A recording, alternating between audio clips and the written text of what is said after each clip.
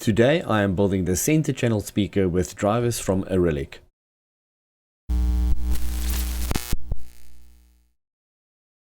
For the center channel, which is a conventional MTN or mid-woofer tweeter and mid-woofer design, I'm using two ARYLIC 5-inch woofers and the AMT 9 air motion tweeter. This tweeter has a very good off-axis response, and I'm hoping to get a good off-axis response from this pairing for the widest possible coverage of the frequency response, ensuring clear vocals wherever you are seated while watching movies. On the front baffle, I have shifted the tweeter up so that we can get the centers of the woofers and the tweeters as close as possible to each other to avoid any nasty dips in the horizontal off-axis responses. Inside the enclosure are two braces to make for a strong and resonant-free cabinet as far as possible. Wood is 18mm or 3/4 inch MDF. All the panels for the speaker enclosure has been cut at my local board supplier according to my cut list. This is very convenient and saves me a lot of time. I start by making the brace panels by drilling 50mm holes with a Forstner drill bit and finishing the cutouts with a jigsaw.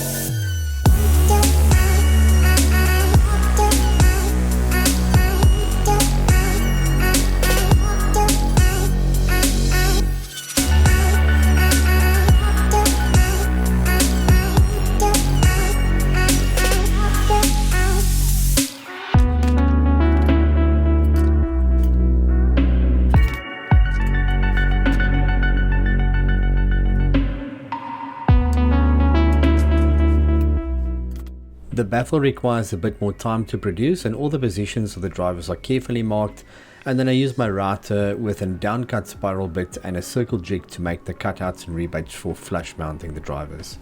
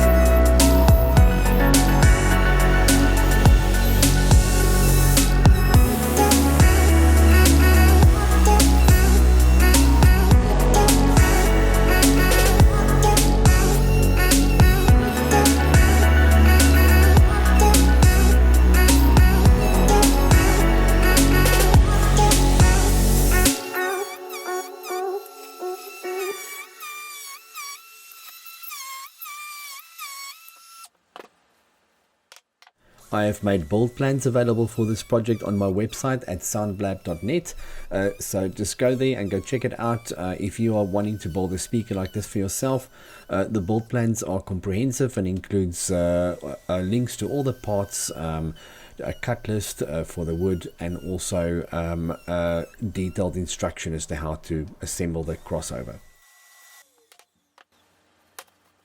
On the back of the baffle, I use a 45-degree bevel bit to bevel the inside of the woofer openings for better airflow and reduce reflections back onto the driver cones.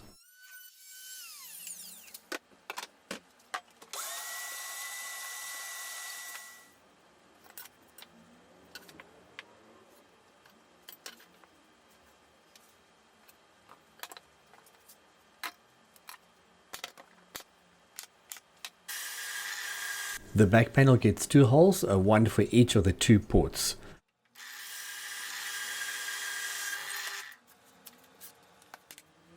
Assembly of the enclosure is very straightforward, and I start by measuring the positions of the brace panels. I use wood glue and my brad nailer to fix these panels in place.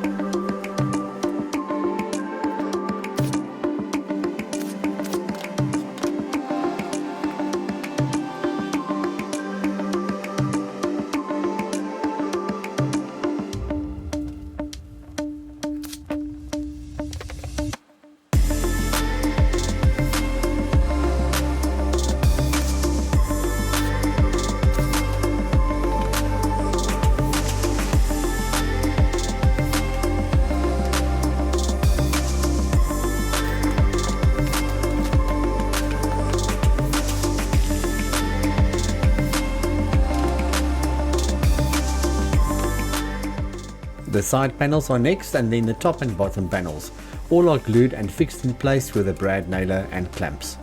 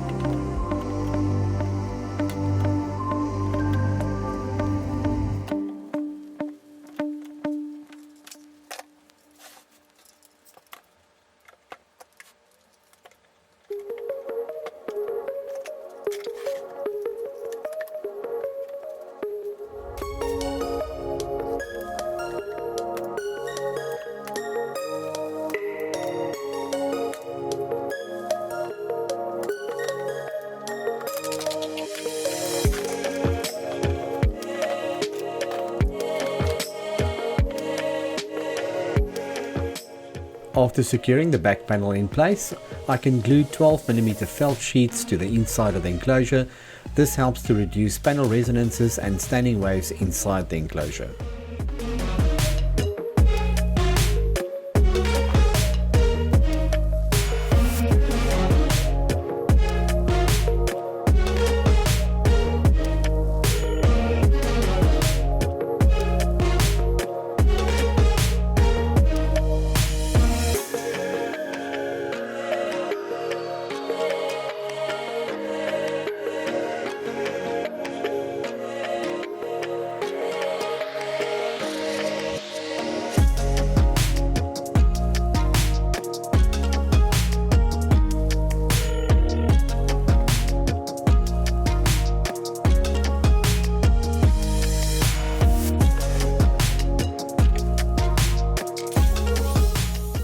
This round hole is for the terminal cup.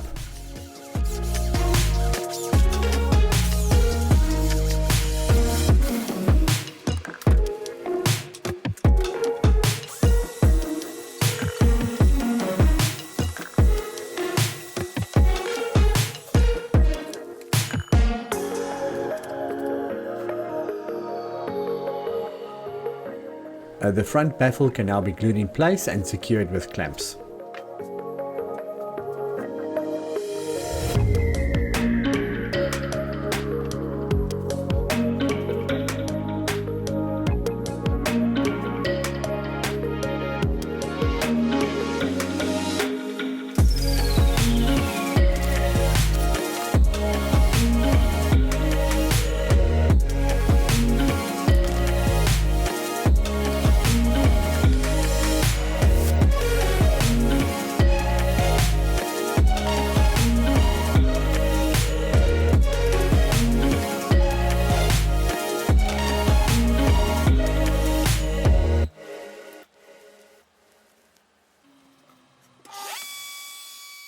I round over the corners of the enclosure with a 3/4 inch round over bit, but this is not necessary if you prefer a look with sharper corners.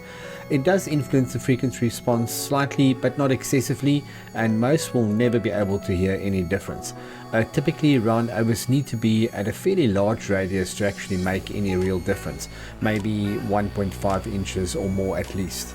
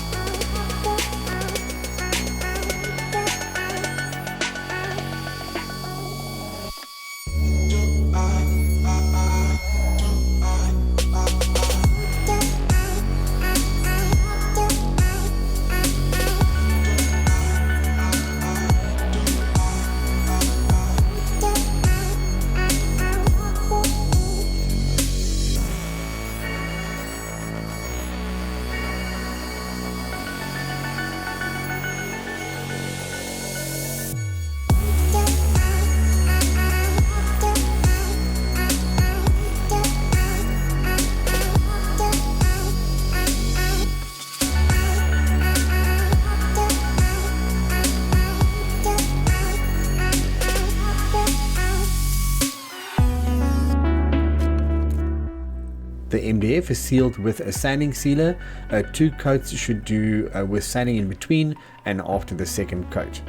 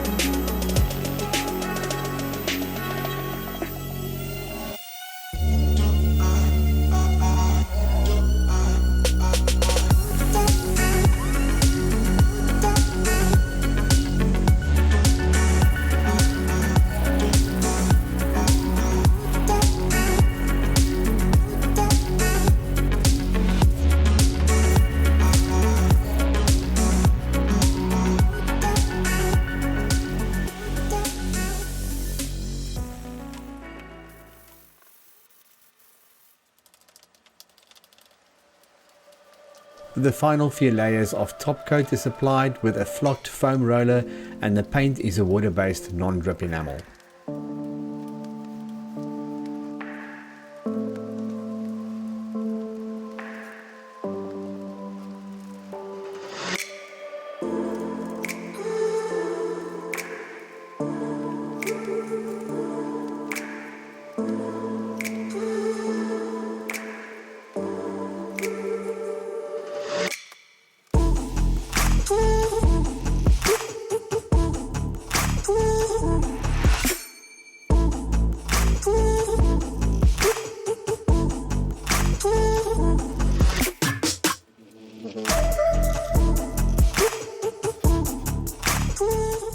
The crossover is assembled on a 3mm MDF board. Holes are drilled for the components to be secured with cable ties, and then point-to-point wiring is used to solder all the component leads together as per the schematic diagram of the crossover.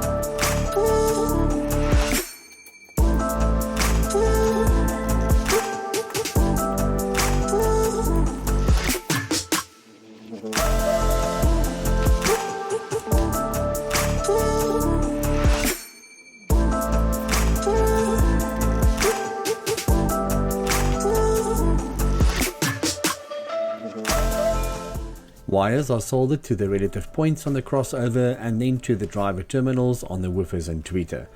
The woofers are connected in series to give a nominal 8 ohm impedance across most of the frequency range, with only a slight dip at around 3 ohms higher up where the tweeter plays.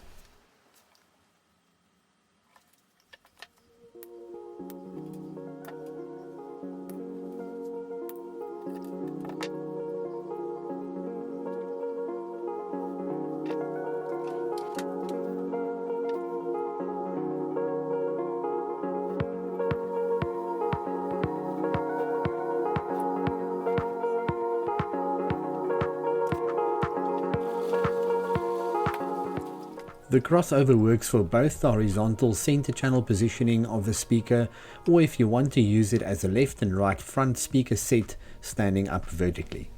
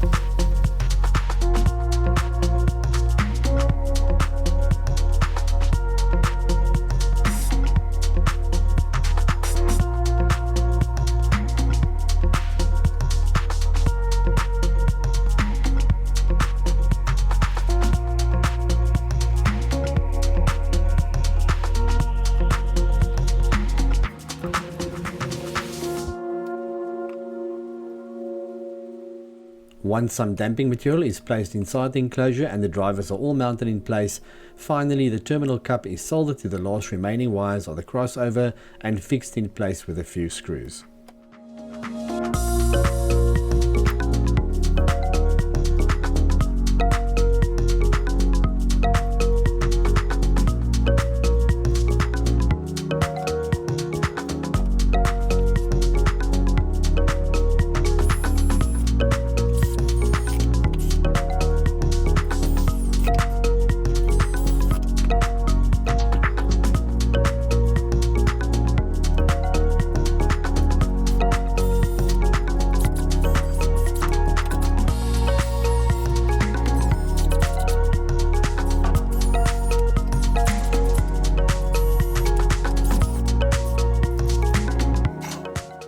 On the back panel I inserted the 3D printed ports, however I will also specify an off-the-shelf port in the build plans that can be used if you do not have a 3D printer.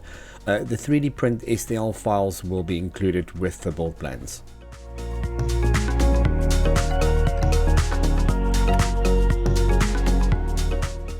Before we look at some of the modeled responses, I would like to thank all my Patreon and YouTube membership supporters. If you would like to support my channel further and is interested in learning more about loudspeaker design, then go check out these platforms where I feature a lot more behind the scene content and more.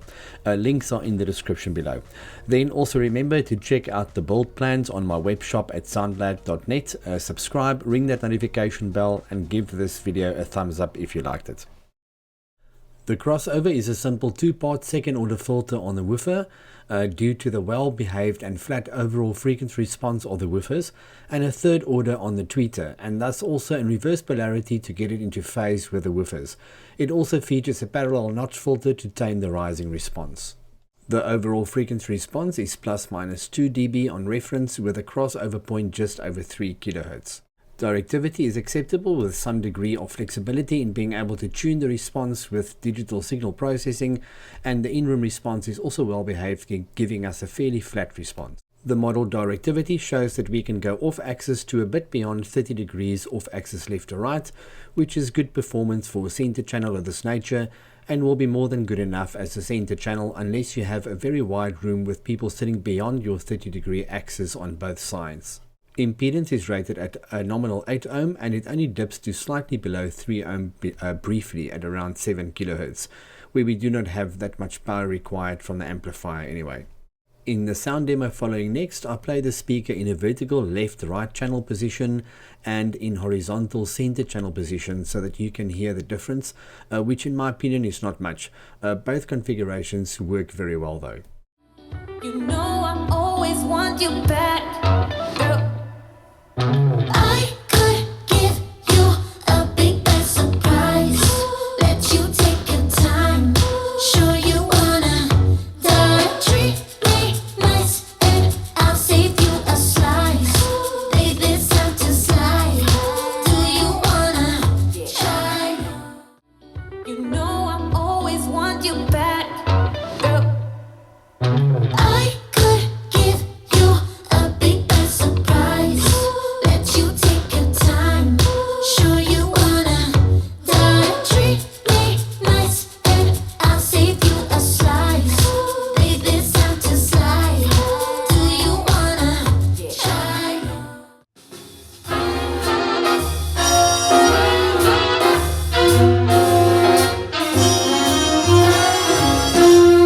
The gentle April rain that stained the window panes last night is all but gone, but lingers on in scented clouds of air.